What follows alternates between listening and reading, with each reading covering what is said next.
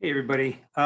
Just a short video today to share with everybody in regards to minimizing exposure to the chemicals and the pesticides that we use at Seascape. For many of you, you've heard this information many times. It's a good refresher, however.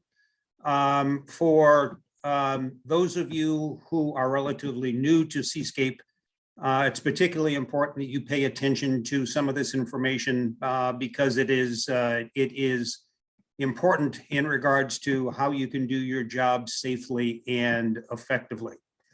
So we're going to be talking about reducing pesticide exposure, and that includes a little bit of personal hygiene, as well as how to reduce exposure to pesticides and chemicals for our customers and our customers' pets. Here on the left-hand side of the screen, I think you all should know by now that we have a right to know book in our production room. That's the big yellow book, and it says right across the front of it, right to know. There's a lot of things included in that right to know book, but most importantly, it contains what are called SDSs, or safety data sheets on all chemicals and hazardous materials that we might use here at Seascape. These SDSs, it's a relatively new acronym standing for safety data sheet. These used to be called MSDSs, standing for material safety data sheet. It has recently been shortened and abbreviated as SDSs. In the case of Seascape, the SDSs included in that book, that right to know yellow book, includes all the materials that we use in the form of pest controls, but it also includes warehouse materials such as gasoline and oil and other products that we might use that might be considered hazardous. The book also contains SDSs on office products, in particular on products such as toner that we use in the copy machine, which can be considered hazardous if it is not handled properly. So a little bit more information on the SDSs that are included in the yellow right to know book. They contain a lot of different information, most importantly relating to pesticide exposure and some information that might be important for you all to be able to have access to. First of all, the SDSs include the common and trade names. We sometimes use common and trade names interchangeably. It also includes, in addition to the common and trade names, the very long and sometimes unpronounceable chemical name of the products that we use. The SDSs also contain health hazards relating to exposure symptoms, toxicity of the product, emergency treatment should you expose yourself to a high volume of one of these products unintentionally. If you may feel ill, the SDSs will tell you what form of emergency treatment is going to be necessary with the product you might have come in contact with. Some other information included in the SDSs includes things such as flammability. Is there a chance that we can light a fire with this product? In the vast majority of cases, that is not an issue for the products that we use at Seascape. Included also is information on PPE, personal protective equipment, that is required when you're using the product. And we'll talk a lot more about that in a moment because PPE plays a large role in helping to reduce your exposure to the products that we're using. Finally, included in the SDSs are spill procedures. Should we spill some of these products, particularly in large volume, the SDSs have a lot of information regarding how to clean the product up.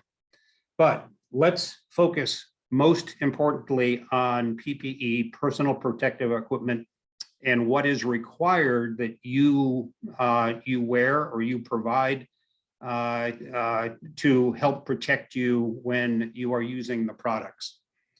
On the left-hand side of the screen, we need to talk first about when handling liquid concentrates. Most of the liquid products that we use at Seascape are concentrated, and as you know, you use things such as tip and pours, and will generally take this concentrated product and you will be diluting it in much larger volumes of water for application to lawns or to trees and shrubs.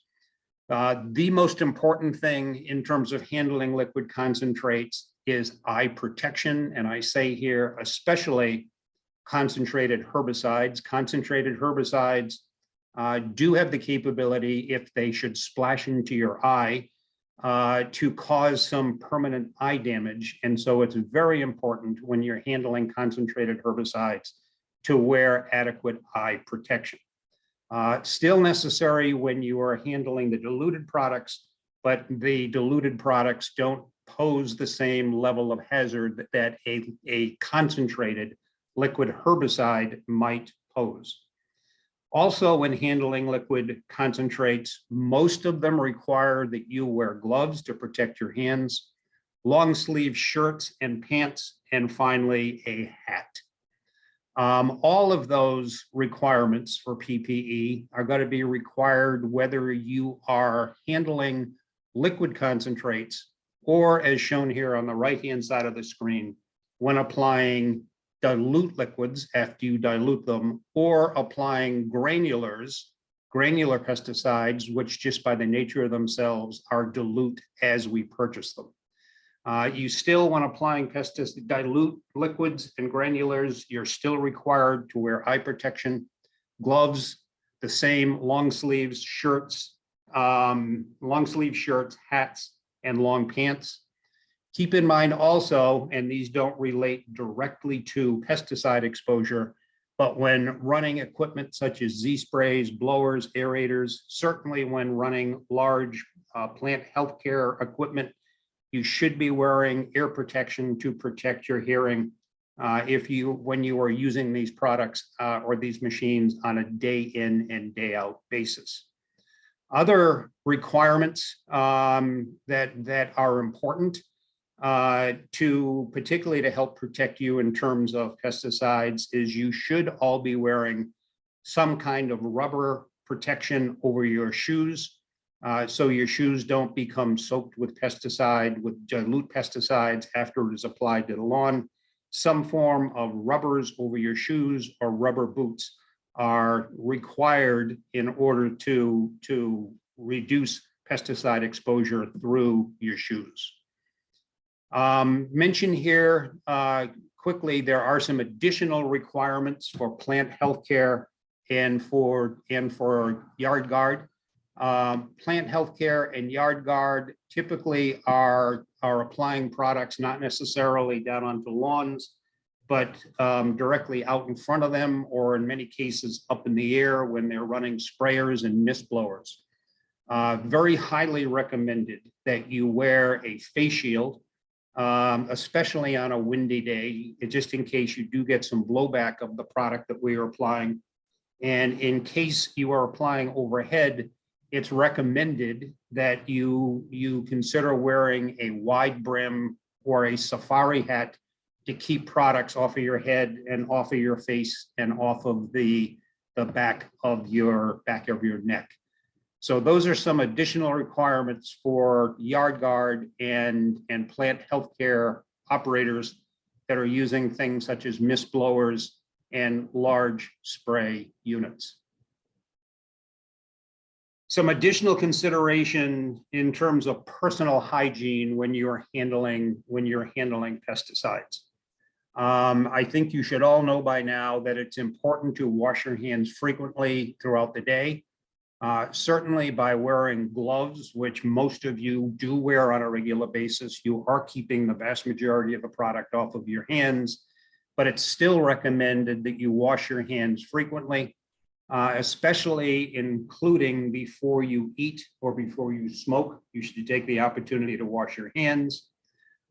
Before using the bathroom, Washing hands is important also. And also certainly you want to make certain that you wash your hands at the end of the day before you leave the shop and before you go home to where you live. Company issued uniforms, okay, especially your pants, do tend to have some pesticide product that it is just unavoidable. They are going to become contaminated with some of our products. As you know, we do use a laundry service to wash the pants as well as our shirts. But if you're ever in a situation where you're laundering contaminated clothes in a home washer, you want to avoid that to begin with. However, if you are washing at home, in general, you should not be mixing your work clothes with home clothes, with your personal clothes, or certainly other members of your family. Allow our washing service, Cintas, that washes our uniforms, to take care of all of your clothing that might be contaminated with pesticides. If you do spill concentrates on clothing, okay, you should remove that clothing right away and put on clean clothing, and then make certain that concentrated material gets washed off of your clothing as quickly as possible. That's pretty much it as far as the issues for you as applicators and as handlers of the products that we use here at Seascape. But there are a few things that you should be aware of in terms of what our customers might encounter after one of our applications. We always advise our customers to stay off a lawn until anything liquid that we have applied is dried, and that generally is about 30 minutes. That 30-minute interval is enough time for the spray product to dry, and the exposure that they might have for walking on a lawn after 30 minutes is minimal. Same thing in terms of pets. We should recommend that customers keep their pets off their lawn again until sprays have dried, and that again should take no more than about 30 minutes. Granular applications of fertilizers, as well as those fertilizers that do contain pesticides, in general should have the same warning. Certainly you and the customer don't have the same level of exposure when granular products are applied. However, just to be safe as opposed to being sorry, granular applications of pesticide products, we should caution customers to stay off the lawn for about 30 minutes. As a reminder, if people, children, or pets are on a lawn, we should not be making an application. You shouldn't be allowing people to follow you around the lawn, watching you or talking to you while you're making the application.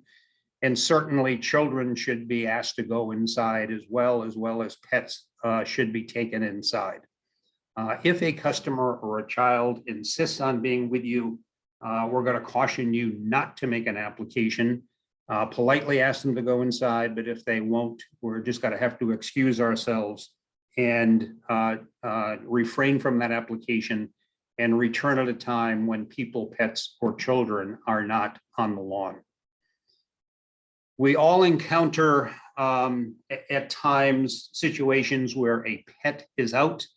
Most customers understand that their customers should not be out when we are making an application. We have notes on many properties where customers have pets and they've asked us to call them ahead. And it generally is not a big problem. However, if you encounter a pet that is out, don't do an application if nobody is home in order to bring the pet in. It just simply is much easier to leave the customer a note telling them what you encountered, and then make sure that you schedule a reapplication for that lawn. If you find situations where pet food or pet water dishes are outside, you've got to keep yourself well away from them. We certainly can't be getting any of our product into pet food or dishes. And finally, as a reminder, okay, with pets, it's always important to close all gates to avoid pets getting out.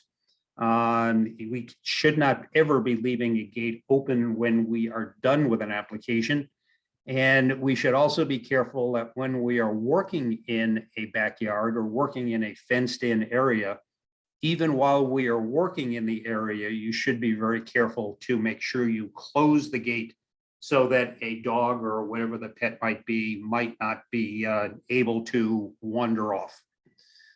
So, quick summary of where we are at in terms of reducing pesticide exposure.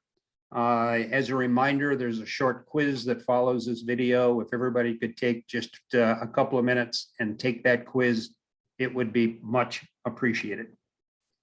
Thanks very much, guys.